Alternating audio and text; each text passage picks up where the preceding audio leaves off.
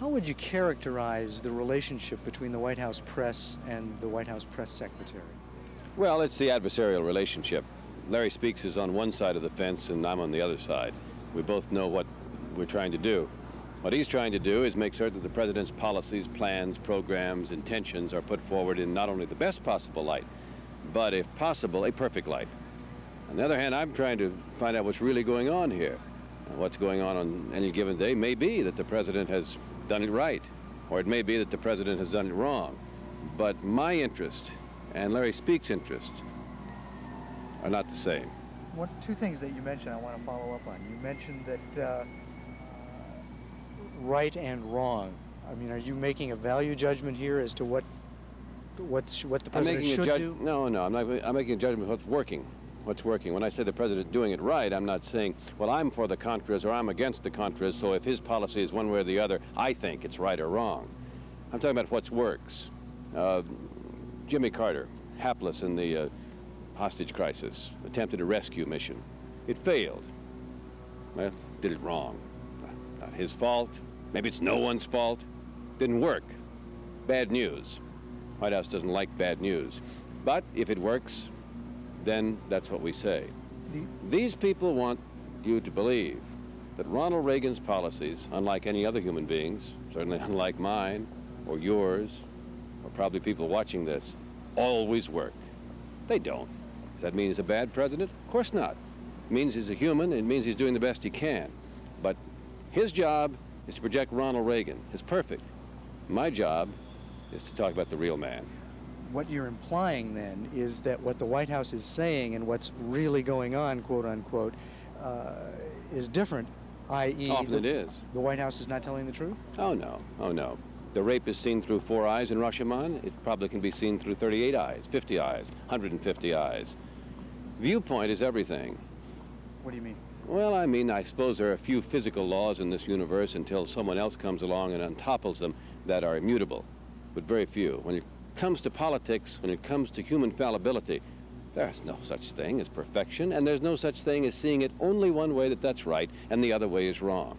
Partisans of political issues want you to believe that everything is black and white. Everything is good and evil. Everything is either right or wrong. And those people, while they may be very fierce advocates for a point of view, and you may make the case that those are the people who eventually move the world, they are not, in fact, possessors of eternal truth. And reporters are always trying to find out what someone else thinks about it. One of the things I've noticed in the briefings is that Speaks sometimes gets very personal and condescending in his comments toward reporters, and especially toward you. What's It's a going on tactic. Speaks has a habit of trying to turn aside questions he'd rather not answer with those kinds of techniques. He will belittle the questioner. Obviously, you attack in an ad hominem way when you're uncomfortably pressed. Rather than say to me or some other reporter, well, that's a very difficult question, and frankly, we don't have the answer, or words to that effect, he would rather belittle the questioner, try to turn the tables. Why? He has an attacking feeling. It's his way to try to avoid answering the question, A, or to have to admit that at the moment there is no answer to the question. Have you talked to him about it privately, registered your displeasure with that kind of a tactic? Oh, yes. But let me tell you something. What you're seeing here is the work of professionals. I like to think that most reporters are kind of professional in the sense that we've been around a while and we know the business. Larry Speaks is certainly a professional. He's been in this town a long time, as he will tell you at the drop of a hat. He often uses that as a technique.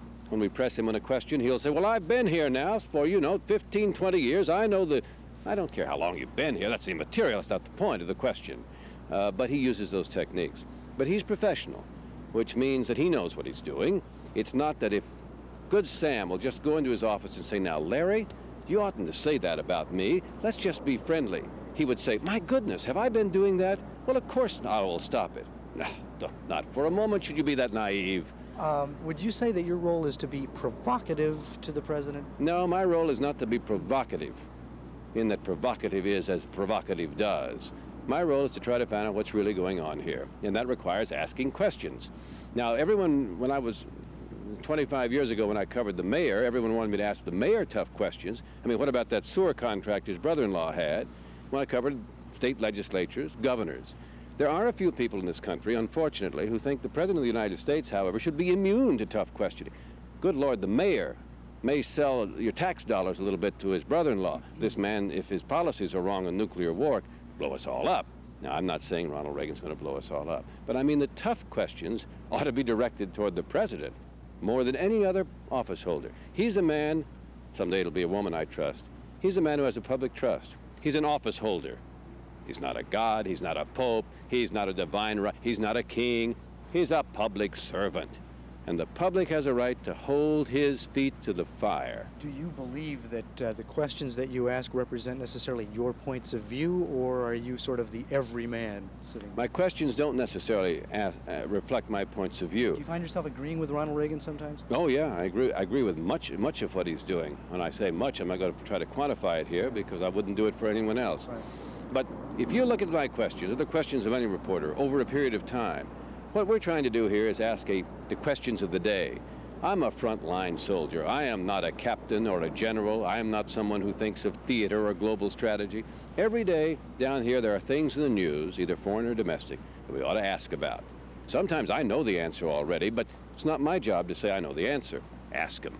And sometimes I think that really this question of the day isn't very important in the long march of human history. Doesn't matter. My job is to ask it. Is your role necessarily widely misunderstood by the general public? I think it's misunderstood by a portion of the general public, an articulate portion, not the majority, of course not. I think our severest detractors do not represent the majority of the American public. But I think a very dedicated... Our severest detractors at any given moment are those who feel passionately about an issue, passionately about a person, passionately that they have the truth, and that truth must be the only truth that can be put into public policy. Now those people, whether on the right or the left, are our severest detractors, because if I'm doing my job, what's really going on here, what does everyone think about a situation, then I'm not projecting the truth. We're not marching to Armageddon behind my banner. What's a typical day like for you? How do you approach what you do? Come down here in the morning. In the Carter years, I used to come down at 7:30 or 8. But we keep Reagan hours, and you come down around 9. There's a Speaks briefing in the morning, which sort of sets the agenda for the day as to what they want to talk about. Remember this, these people control the news almost exclusively here at the White House. Do you have an agenda for the day that may differ from theirs? Yes, I may have an agenda in the sense that there are a lot of things in the news I ought to ask about. If possible, Ronald Reagan, if not, his spokesman and other officials. But they may not want to talk about them. How do you determine what that agenda may be if it differs? Whatever's happening. What's ever happening. I don't come down with an agenda in the sense that I'm going to ask all the liberal questions, or I'm going to ask only these subjects. Whatever's happening that day. Did a TWA plane blow up in midair? I'm going to ask about it. Is a tax bill in trouble in the House? I'm going to ask about it. Are the Contras being funded or not? I'm going to ask about it. Now, it may or may not be what they want to answer. When they want to answer my questions, it couldn't be nicer and give me more access. But when they don't, you get frozen out. So what do you do after a briefing? You keep asking. You try to phone. They'll return phone calls when it suits them, and not a moment sooner. Some reporters have told us that there is sort of an in-group and an out-group, and that the in-group are the networks, that the White House caters to the networks because that reaches the most people, That's pictures. right. Do you agree with that? The White House caters basically to 3 groups. The very small group of the Washington Post, the New York Times, to an extent the Washington Times because of the ideological framework, and maybe 1 or 2 other newspapers. They get the trial balloons. They get the background information before any of the rest of us. Do they get calls in the night? They get the calls returned because the White House wants to lay out their agenda before the public or before the power brokers in this town, Capitol Hill, the lobbyists, what have you, see if it'll fly, see if it'll work. The next group they cater to are the networks because we give the pictures. They understand that a picture not worth 1,000 words, it's worth 1,000 facts. Worth 1,000 facts. If Ronald Reagan's conservation record is not only suspect but spotty at best, they know that if they put him out at a duck blind with a bunch of conservationists around him or under Teddy Roosevelt's statue, that Reagan the conservationist is the message that Donaldson and Wallace and Stahl and Plant carry. Now, we may say something, we may discuss his record, but the pictures overpower what I say. I'm no match for the divas of this world. I'm no match for Ronald Reagan when he gets that avuncular smile on his face and that aw shucks grin, and my pictures take his message forward, regardless of whether it fits what he said yesterday or the facts. Does that frustrate you? Yeah, it frustrates me to the extent that I think ultimately we're all better served when we examine the facts. We may disagree as to what they mean. Clearly, my view and Mr. Reagan's view may differ, but not only is he entitled to his, he's president, and I'm not. But we ought to be examining a set of things called the facts. It always frustrates me, whether it's this White House, this president, or anyone else, when they wish to frame the arguments for people like a citizenry to discuss and to decide on in some other way, whether on emotion, or whether on it's just me, good Ronnie, or whether it's on here's a balloon, here's Glenn Greenwood singing God Bless the USA, here's a bunch of American flags waved, and I'm going to call that a campaign. It frustrates me when, in fact, we ought to be discussing whether we're going to have a tax increase or not. You sound a little cynical. Not cynical, but realistic. People, not only in this town, but everywhere, generally do what works for them. What works for these people, clearly, is the use of the great communicator as the man who sells. Let me put it to you this way. Ronald Reagan says to his staff, I like black cars with big fins. Now, he doesn't know how to make them, doesn't know how to engineer them, he doesn't know how to test them, but he trusts his staff to do all that. They go out and they bring him. And if they bring him a blue car with small fins, he says no, because Reagan's the boss there. Never think for a moment that he's a puppet being manipulated. He is not. He says, I told you, black cars with big fins. Finally, they bring him a black car with a big fin. May have 5 wheels, 4 wheels, it doesn't matter. It suits him, and he then goes out and will sell it to you, even though you thought you always wanted to drive a motorcycle. He will sell that car to you. He doesn't know what makes it work. He has no idea what the options were. He knows he likes it. It fits into his political ideology, and he can sell it. What issue most closely corresponds to that analogy? Good question, and a fair one. I guess his economic program from the very beginning most closely corresponds to that.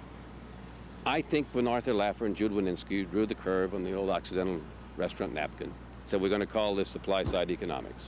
Nothing new. I mean, since the time immemorial, people have understood that at some point taxes become confiscatory. But no one has been able to determine where that point is. All right, and they took this to Governor Reagan, who was then going to gear up for a 1980 campaign, and said it's a new idea.